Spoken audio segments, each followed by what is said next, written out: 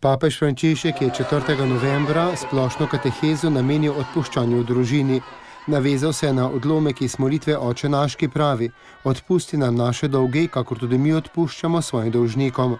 Po papeževih besedah se je sinoda v družini sicer končala, vendar pa se življenje družin nadaljuje iz dneva v dan. Povedal je, da prejema mnogo pisem družin z vsega sveta, ki pričujejo o konkretnem življenju in lepote evangelija družine.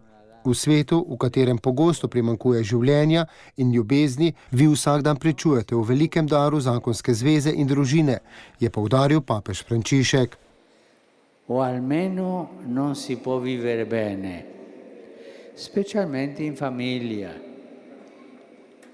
Ogni giorno ci facciamo dei torti l'uno con l'altro. Vsak dan drug drugemu povzročamo krivice, teh napak, ki jih pripisujemo svoji slabosti in egoizmu, se moramo zavedati, a od nas se zahteva, da takoj pozdravimo rane, ki si jih povzročimo, da nemudoma ponovno spletemo niti, ki jih pretrgamo v družini. Če čakamo predolgo, vse postane pretežko, je pojasnil papež in dodal: "Obstaja preprosta skrivnost za ozdravitev ran in za prenehanje obtoževanja med starši in otroki, med brati in sestrami, med snaho in taščo. Če se naučimo, da takoj prosimo odpuščanje in odpustimo, se rane pozdravijo, zakon se učvrsti in družina postaja vedno bolj trden dom."